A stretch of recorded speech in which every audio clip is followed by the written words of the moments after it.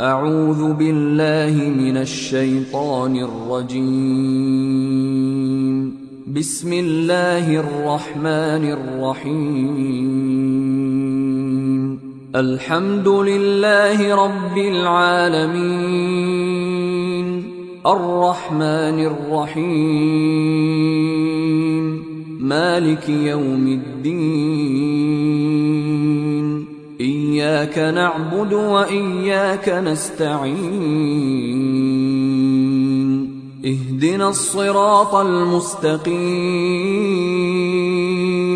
صراط الذين أنعمت عليهم غير المغضوب عليهم ولا ټولنا شدید ترین عذاب سمال او دا ټولنا کم ترین عذاب په جهنم کې الله دې موږ تاسو بچ کړي. مسلم شریف حدیث ته رسول الله صلی الله علیه وسلم فرمایي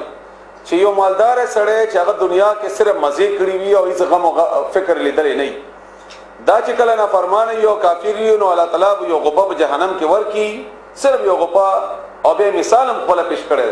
لکه کپڑے ته او بو کې داسې ورنه باسي بیا راو باسي او بیا ورته وایي الله تعالی چې تا چرته خیر لیدل او دنیا کې دې ورته چې نامه هیڅ خیر نه ولیدل ا د دنیا ټول عمر خیر خوشحالي دولت مزه دا ټول د نهیر کې د جهنم دا دومره شدید ترین ده. ترمذی شریف کې حدیث ته چې رسول الله صلی الله علیه وسلم فرمایي چې جهنم اور یو کال الله تعالی اوس وسو یو کال روح کال دای بل کړو د دې بل دو په وجه باندې دا جهنم اور سپین شو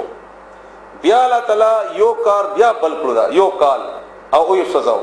د بیا سوځي دو په وجه باندې دا تور شو نو جهنم اور تک تور ده دا تک تور ده بده کې لیدل قتل نه کیږي الله دې تاسو بچ کړي. بیا رسول الله صلی الله علیه و علیه وسلم فرمایي ترمذی شریف کې حدیث ده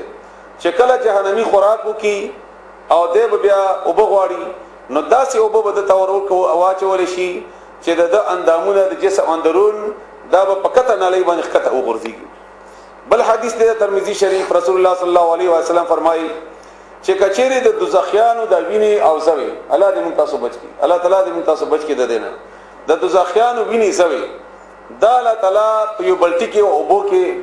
بوکې کې راجمه کی او دا د دنیا ته راواچي یو بلټه د جهنميانو ویني زوي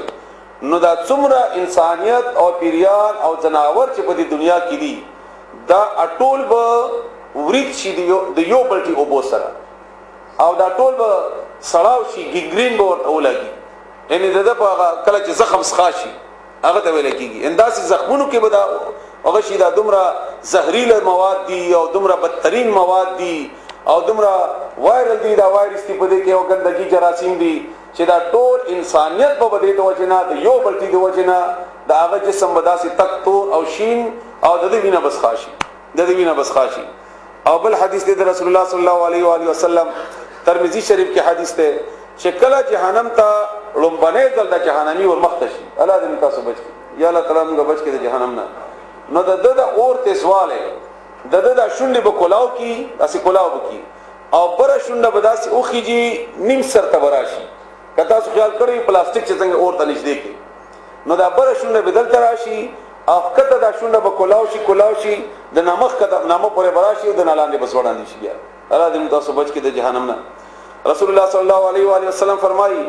ابو داود کې دا حدیث ته چې کله خوراک ورکول کېږي جهنمی ته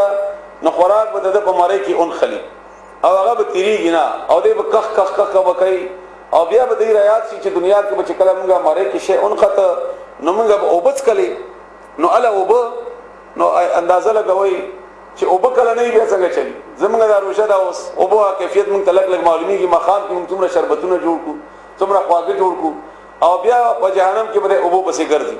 بیا به چې غوای چې اوبرا کوي فرشتو ته د جهنم فرشتو ته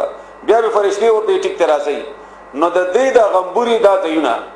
دا په انګورو کې داسې ونیول شي او داسې به اوچت کړل شي الله تعالی دې تاسو بچ کی او د دې خلې به داسې واز شي او برنه د جهنميانو هغه خټیدلی او په دې ورواچول شي او مغه به الفاظ دي د رسول الله صلی الله علیه و علیه وسلم چې د چهره د اعضاء او د دې د کلمو د اعضاء د په بلان کړه باندې داغي اوزي بیا. بل حدیث د رسول الله صلی الله علیه و علیه وسلم چې جهنم لړمان او د جهنم منګارونه ماران چې کوم ماری په جهنم کې دا هغه مار د اوخ قدرې وي اوخ کې ما غټو خان چې هغه 2 کوبونه ولدي او دا چې کله جهنمی ته ټک ورکی نو دا به 40 سال دا درد محسوسي او دا تکلیف محسوسي او د دلړمان به د کچرو برابر کچري د دې برابر او دا چې کله ټک ورکی نو 40 سال به د تکلیف د جهنمی ته الله تعالی دې تاسو بچ کی رسول الله صلی الله علیه و آله وسلم فرمایي چې دا جهنم دومره وګد دی چې برنه یو کانه پکې وګرځي 70 سال کې دا خطر رسیږي 70 سال کې دا خطر رسیږي اول حدیث ته رسول الله صلی الله علیه و آله وسلم فرمایي چې جهنم بوای حلم طلعت نور شتا بیا والا تعالی خپل په باندې کیدی او بیا د جهنم داسې راتنګ بکی او د دخله دا به داسې برابر کی په جهنميانو باندې الله تعالی دې موږ بچ کی الله تعالی دې موږ بچ کی د جهنم نه نو هغه باره کې الله تعالی سوره مدثر کې فرمایي چې وما ادراک ما سقر ته چې خبر کړي دا سقر څه شي دي دا تاسو آسان خبر ښکاری لا تبقي باقی به پرې نه دي الله خپل شان مناسب سره جی او بند بکی د جهنم بیا بغوي چې بس ده هغه مخکې بغه بس نه وای لا تبقي باقی به پرې نه دي ولا تزر او نه به پرېګ دي ان د جهنميانو نه بس باقی شي او نه بس باقی پاتې کیدون کې شیطان نه پاتې شي لواحه سوزون کې ده للبشر د انسان د پاره عليها باغ جهنم باندې 19 نلس فرشتي دي باغ باندې نلس فرشتي دي او دا خبره چې کله کافر وګوردا نو ډرامې جوړ کی او یو کافر خو دې هدا پوری پکې ویلي چې دا ولس په ما طرف پرې دی او دا دغه تاسو سنبالي کې یې قریشو نو الله فرمایي دا سینه دا جهنم فرشتي دی او دا استاد ځین کې چې کومه دا سینه ده وما جعلنا او ندي جوړ کړی مونږه اصحاب النار دوزخیان دلته اصحاب النار دوزخیان مراد ندي دا فرشتي الا مگر دي ملائکتن فرشتي دا خو د دوزخ ولا فرشتي دي چې غیب لاس کې نیولې دا دوزخ وما جعلنا او نه جوړ کړی مونږه دا عدتهم شمیر د دوی الا مگر فتنه د ازمایش ته للذین خلق د پاره کفروا چې کافران دي ليستيقن الذين او د پاره چې یقین وو کې هغه کسان اوتل کتابه چې ورکړی شوی او کتاب ځکه چې هغه په تورات انجیل کې د جهنم د 19 فرشتو ذکر شوی نو هغه چې کله د قران د 19 فرشتي وګوري هغه ته یقین راشي بیا چې واقعي دا د الله کتاب دی زموږ کتاب کوم دا خبره کړې والا تعالی او دا ځان نه جوړ کړي او کافرو ته امتحان شي آزمائش کی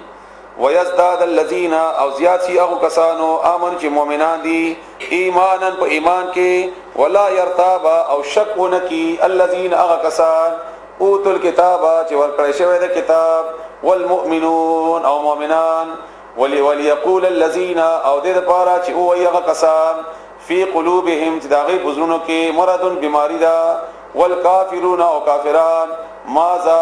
اراد الله سيرادا کړی دا الله تعالی بهذا مثلا د دې مثال کذالک هم د غرنګي يذل الله گمراه کوي الله تعالی من یشاء او چاته چې خوښي ويهدي اولار خي من يشاء او چاته چې خوښي وما يعلم جنود ربك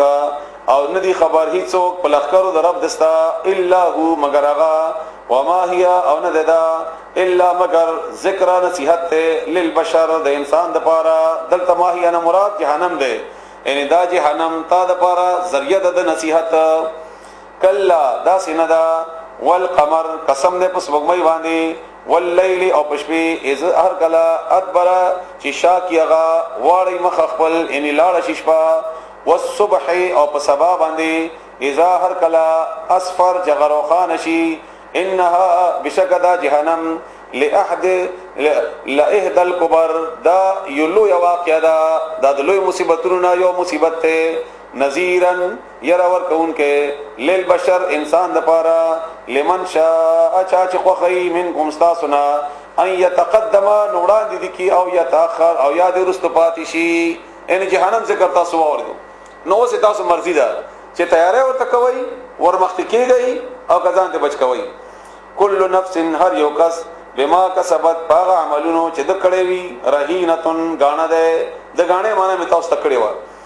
الا مگر اصحاب اليمين د خلاص ولا